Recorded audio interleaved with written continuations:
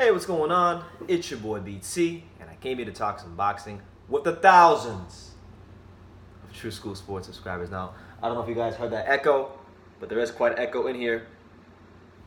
I'm doing some house sitting for the weekend, so yeah, that's just what it is. But wanted to get my thoughts out there on this fight between Triple G, Gennady Golovkin, and Sergiy Derevyanchenko. Yes, I know we are exactly a week late, but I didn't get around to it, and I want to get around to it. So here's my round-by-round breakdown of this particular fight, which, by the way, had knockdowns, it had great body shots. It was an entertaining fight. It was good at a boxing at the Garden last Saturday.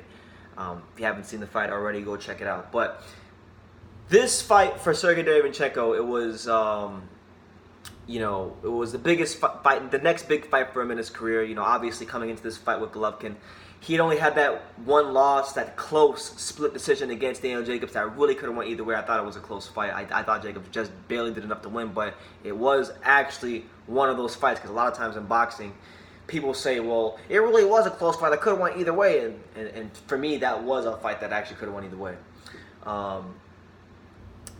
So that's that. Now, it is worth noting that last year, and this gets glossed over a lot, but last year, Gennady Golovkin dropped the IBF title when Derevyanchenko was mandatory to fight Vanes Martirosyan and cherry pick him. Okay, that is something we must take note of here on True School Sports. Okay, and we will take note of it here on True School Sports. Okay, so those are things that I just wanted to establish going into this fight. This is also Gennady Golovkin's second fight with the Zone, and his first really important fight, I would say, with the Zone. So that's that. But round by round, here we go. So round one, this was not a feel-out round. Round one was not a feel-out round. It was not a round where, in boxing matches, it's a lot of times you see the fighter and the opponent the first round, they're sticking their lead hand out there, and they're just trying to find their range. There was not one of those rounds. This was a round where both fighters came.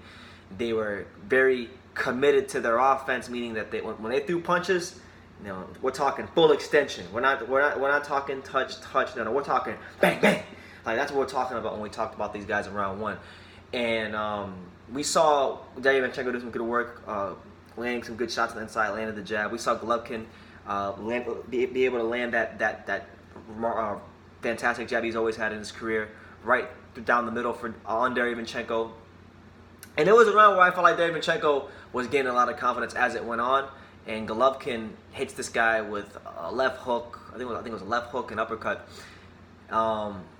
And he knocked him down. It was a bit of a delayed reaction, but he knocked him down towards the latter stages of that round, and he pretty much just thwarted and stopped any and all positive momentum Sergiy Derevyanchenko had going into that round. So it was a round where if you're Derevyanchenko without the knockdown, you're thinking, okay, well, I'm in the fight, I'm doing pretty good, that might even be my round. But it's a round where you can be very disheartened as a fighter, because he fought so well in the first round, and to get knocked down, it just wasn't good early on for Derevyanchenko. So that's a clear 10-8 round for Gennady Golovkin. Okay, now round two. This is a round where Gennady Golovkin, he cut Sergiy Derevyanchenko wide open. I believe it was left eye. Cut him wide open. And the funny thing is, when you look at Gennady Golovkin punching Derevyanchenko, it doesn't look like he's punching him that hard. But you see Derevyanchenko's face looks otherwise. He looks like a freaking tomato. And a lot of that goes back to Gennady Golovkin's technique, that long amateur pedigree he has. That's why he can look like that, but he's still beating the brakes off you, So, he's cut him wide open. He's setting the tone for the fight. Sergiy, though, in this particular round, he did remain a game fighter. He began to show Golovkin a bit of angles, turned him a couple times, landing some punches to the body. But Golovkin won that round. Although I will acknowledge that Derevyanchenko is working his way to the fight, Golovkin won that round. So that's another round for Golovkin. Now that's already off rip, going through 2 rounds. That's Golovkin up 2 rounds and 3 points. So Derevyanchenko has dug himself a very big hole, and it's going to take a very great effort to climb out of it. So moving on, let's see what he does. Round 3, Sergiy Derevyanchenko has fully loosened up. You don't see him tense. He's constantly, because in the latter stages of round 2, he began to turn Triple G. In round 3, he's constantly turning Triple G, meaning that if he's in front of you, imagine there is a line, he's in front of you, all right? If I'm boxing you, right, I'm going to stand up for this one, right? So look, if I'm Derevyanchenko turning, for those of you who I say these terms a lot, and sometimes people who aren't as familiar with boxing, they don't know these terms. So I'm gonna break it down to you. So I'm Derevyanchenko, right? I'm boxing you, right? Jab, jab, jab. And then when he would jab, he's turning him. And Golovkin won't turn with him. So what happens is Derevyanchenko will jab, turn, and if I'm Golovkin and I'm like this, just, you know, if I don't turn with him, then that means that when Derevyanchenko turns, so I'm here and Golovkin's still straight up, you know, that opens the body, go bang, and go uppercut.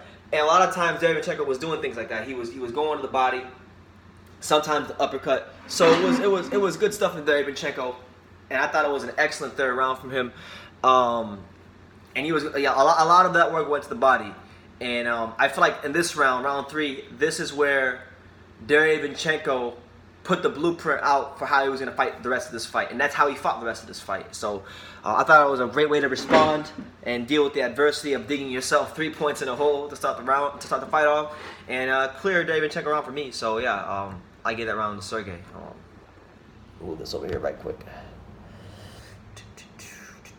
But yeah, it was a really great way to respond to Sergey, you know, because a lot of fighters, we've seen it in the past, a lot of fighters will dig themselves a hole, and they don't really know how to deal with that, you know, because you're in Madison Square Garden, you're under the lights. Let me slide this back over here because I just had to. Oh, no, I'll leave you here. You know, you're under the lights at Madison Square Garden. It's a big stage. You're fighting Gennady Golovkin, you know, a fantastic middleweight, an elite middleweight, the champion middleweight, former world champion at the time of the fight. You know, so it's a big hole to dig yourself in, unless your fighters would have folded under that kind of pressure. So, round 4, Sergiy Derevyanchenko, he's planting those feet, and he's landing some great body shots to back Golovkin up. And this became a common theme as the fight progressed. You know, Derevyanchenko doing a lot of what we were just talking about, turning the fighters, turning Golovkin, and Golovkin not turning with him because Golovkin is just, he's slow-footed. Doesn't know how to turn with Sergey. Sergey's turning him, opening up new punch angles, going to the body. And in this round, he's sitting down on the punches more. And you see at times, Golovkin is not visibly at this point showing that the punches are hurting him, but the minute you see Sergey go down there, you see Golovkin taking those 2 or 3 steps back to collect himself. And I think those were telling of the body shots. And yeah, just for me, another clear round for Derevyanchenko. So 2 straight rounds of Derevyanchenko on my card, heading into round 5. In round 5, Derevyanchenko showing some dimensions to his game, tripling up on the jab, continuing to turn GGG, and just landing some crazy just body shots. And you can tell by Golovkin's body language, the facial expressions, the way he's reacting to the shots, that they are hurting him. Golovkin is still, you know, he's still landing some good jabs here and there, but Derevyanchenko is actually doing a great job making him miss a lot of those shots. And I think he at this point of the fight, heading into round 6, Derevyanchenko has firmly established himself in this fight. You know, I thought he won round 3, round 4, round 5, and 3, 4, and 5 clearly to me. Round 6, Derevyanchenko has Triple G holding his arms lower to block the body shots. You'll notice in this round, around 6. So Golovkin traditionally, when he fights, he has that, you know, that high guard, you know, traditional boxing stance. But if you notice this one, he literally has his elbows tucked like I've never seen before. And this is a direct effect of the Derevyanchenko body shots. You know, Derevyanchenko was breaking that body down like I used to break my PlayStation 2 video games. When I used to leave my PlayStation games turned upside down and get scratches on them, and then I put them back in the PlayStation, and then the PlayStation starts making random sounds, and I broke my video games, and my dad has to yell at me. That's how he was breaking them down. The way I used to break down my damn video games, by being irresponsible, not taking care of my stuff. But yeah, he's holding his arms lower to block the shots. Derevyanchenko has the body shots, at least. This is a direct effect of the body shots. And by this point of the fight, GGG's punch output is lowered. Like it's significantly lowered. You see him very reluctant to throw. And the way I see it, at the end of this round, I wound up saying to myself, the fight is Derevyanchenko's fight to lose at this point because he's in control. He's got Golovkin tucking his... Canelo didn't even do that. Canelo didn't even have Triple G doing that. So Derevyanchenko's doing things Canelo couldn't even make Triple G do. Fucking tucking his elbows all the way down like this. Like, remember when you play Fight Night? And you can go like, and the guys in the high guard, and they can block like this and block like that. I mean, he gets like this the whole time, the whole 6th round. So Derevyanchenko Just he did better work that round, and Golovkin's having a hard time blocking the body shots, even when he's doing that. So round 6, Derevyanchenko. Okay, round 7. This is where GGG has had his best round in quite some time. Landed some really hard right hands, a couple decent jabs in this round. But I swear to God, this is a round where Derevyanchenko started getting on his toes, right? To get on his toes, shifting the weight between his toes, turning Golovkin. I mean, there were times where he turned Golovkin in this particular round where I thought, am I watching Derevyanchenko or Lomachenko? Because this guy was just turning him, and the angles he was giving him, it was something to watch, man. And just sneaking these like impactful body shots that were breaking Golovkin down, and it was just crazy. And then I remember this round. There was one instance of this round where Golovkin threw like a 3 or 4 punch combinations, and Derevyanchenko slipped all of them, all 3 or 4 punches. So he's making him miss whole combinations. He's turning him like he's Lomachenko. He's landing impactful body shots. I mean, the rounds he's winning to me are clear as day. I got Derevyanchenko winning that round. All right.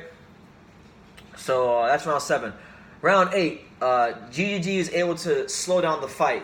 So he's able to, establish the jab a bit more, land that jab, make it a focal point of the fight, and this allows Derevyanchenko to slow down for just a bit, so that Golovkin can pick his shots, snap Sergey's head back, reestablish himself, collect himself, and that's a round I gave him, because Golovkin up to that point, I thought he had lost control of the fight because he looked slow, he looked lethargic, he didn't know how to deal with the body shots, he didn't know how to block the body shots even when he tucked his elbows in. But that was a good round there. He kind of did in his own way what Keith Thurman did in the middle rounds of the Manny Pacquiao fight, which was basically slow the fight down so the opponent can is more hittable, and that's what he did that round. In round 9, Sergey is pretty much, so this is a round where Sergiy Derevyanchenko began to throw his right hand a lot more. He's still doing what I've been talking about early on. He's still turning Triple G, creating new angles, but now he's throwing the right hand. He's mixing the right hand in there, and he a lot of times he's doing this. He's using that right hand to punch right down the middle of Gennady Golovkin. Right, punch right to the middle of Gennady Golovkin's guard on the move. And I think these are the things that make a fighter complete, when they can punch on the move and when they can fight on the inside. Derevyanchenko was showing me that in this fight. He was doing a lot of sharpshooting in this round. We call it sharpshooting, and if you go to the boxing gym, you hear this term every now and then. Sharpshooting, where you just shoot that right hand right down the middle as you're moving. And again, it was just another round for Derevyanchenko where he was able to be the ring general, to have effective aggression and show good defense in spots, and these are the criteria in which boxing is scored on. So you must score boxing in these ways. You know what I'm saying? So Derevyanchenko around there. Round 10, Derevyanchenko had to deal with some pretty tough combination Triple G, but I thought in this round he was able to weather them. There were some great exchanges. To me, this could have been a swing round. You could have given this round to Golovkin. You could have really gave this round to Golovkin because he did land some great shots in round 10. He probably knows that he hasn't fought his best fight, that he might be down on the cards, so he's beginning to kind of step it up in this round a bit. But this is a round that I gave to Derevyanchenko because, I mean, he was literally throwing and landing the greater part of triple jabs. He was throwing triple jabs and landing them against Golovkin. I feel like when you're able to land triple jabs on Gennady Golovkin, that you are the ring general. You will have effective aggression. You have 2 of the 3 criteria in which boxing rounds are scored on right there. So for me, it was a swing round, but I thought around Derevyanchenko won. Round 11, Triple G has the body language of a beaten fighter. He's getting outworked. He is losing exchanges. He doesn't know how to deal with the pace, the angles, and the body work of Derevyanchenko. And another clear round for Derevyanchenko there. And I wound up giving Derevyanchenko the 12th round as well. So that would mean that I only gave Triple G 3 rounds, which is implying that I thought Triple G, Gennady Golovkin, the former middleweight champion, and he became, I guess, the current middleweight champion now because he got the belt. But I thought he got his ass whooped. I'm gonna say it like that. It took me 15 minutes to get to the point, but I thought Triple G thoroughly and firmly got his ass whooped. I also forgot to mention that in one of the rounds, Derevyanchenko hit this man with a body shot. You had Golovkin fucking doing the electric slide, doing the chicken dance after he got hit by a body shot, and I thought this was a gift decision. All right, I was pretty objective going through the rounds, but now that I'm done giving you guys my take, all right, I thought it was a gift. Golovkin looked slow. He looked lethargic. He looked like a shell of himself, and I can see why he didn't fight Derevyanchenko. I can definitely see why, even more, that he's ducking Demetrius Boo Boo Andrade the same way his boy Canelo is. I get it. Like, this fight to me was a robbery, and I'm not gonna lie to you, when I watched this by myself, I was pissed off. I was very pissed off because this was a fight where Derevyanchenko did more than enough to show that he won the fight. This was a fight where Derevyanchenko should have been crowned the IBF middleweight champion of the world, and because of this fight, there's going to be a lot of middleweights that are going to duck Sergiy Derevyanchenko because he, as he showed against Jacobs, and now as he definitely showed against Golovkin, he is not going to be no easy out. And you know, just from those two fights and the other fights I had a chance to see him take part in, Derevyanchenko, I look at him as one of the elite middleweights. I mean, I look at him that way. I know he only has 14 fights, but he's fought, or 15 fights, he's fought two of the best middleweights out there. And you could argue he didn't lose to either one of them. You could argue he never lost to either one of them. He damn sure didn't lose to Golovkin. He did better against Golovkin. Listen, I'm gonna say it like this. He did better against Gennady Golovkin than Canelo Alvarez did in either one of the two fights. Canelo Alvarez had 24 rounds to look good against Golovkin, and he didn't look as good as Sergiy Derevyanchenko did against Gennady Golovkin. And I think that speaks volumes to his performance, Derevyanchenko.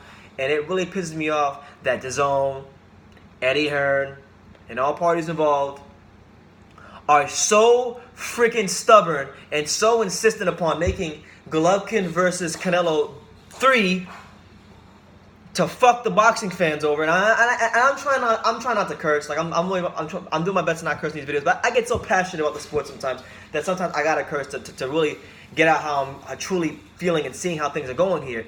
Why do they insist on creating a third shit show that is known as Golovkin versus Canelo? Now, I'm not talking about the fights because the fights were entertaining, but the results, the ways, the decisions were horrible. We know they were horrible, but they're just money hungry. They're money hungry parasites. These boxing promoters. Derevyanchenko should have been crowned the champion. And here on True School Sports, what's right is right and what's wrong is wrong, and we will call a spade because it's ridiculous. It's ridiculous. If I was Gennady Golovkin, I would highly suggest looking at retiring because you're not beating the top middleweight. You will not beat Canelo. Okay, I thought he beat Canelo both fights, but you definitely won't beat him in the third fight. You will lose and lose handily if you fight Canelo in the third fight. You're definitely not beating Demetrius Boo Boo Andrade because you won't fight him. And and now you're talking about, like I just did a video on this. He's talking about fighting Kamil Schmerta, a guy who punches who is a pillow punching middleweight that doesn't have a snowball's chance in hell at beating Gennady Golovkin, and that's what you're doing. So your whole DAZN run, you fought Steve Rhodes, and you fight David Turner, and now you're talking about fighting Kamil Schmerta. Like I said in my video, that suggests a lack of ambition to me to truly be great. And I understand if it's not there anymore because at 38 years old, after all the fights he's had, I can understand why. But if you're not going to be try to unify the division and become undisputed, which was the reason why you never moved up to 168 in the first place, because you got to be undisputed. And now you're not even trying to do that. So what's the point? What is the point? You lost this fight, Golovkin. You got beat up, folded up, and you got your ass kicked from pillar to post by Derevyanchenko, and it was not a close fight. And anybody said that was a close fight, I mean, I mean, you might need these. You might need these glasses. You might need to go to your local eye doctor and get some thick glasses like me. Maybe you'll see the fights better. But that's my take on the fight. I thought Derevyanchenko won that fight by at least 5 points. I had a 161-11 for Derevyanchenko, but you guys let me know what you think in the comments down below. I'm just a kid from Daniel who has a boxing channel. So you guys let me know what you think in the comments down below. I would like to hear what you guys got to say because I'm pretty sure there'll be a lot of you guys that are taking exception to what I'm saying, and I welcome those comments in the comments down below. Yeah, leave your comments down below. Take time to subscribe, like I say in every single one of these videos. You can love me or you can hate me, but I'm just Gifted Daniel. So until next time, take care, guys.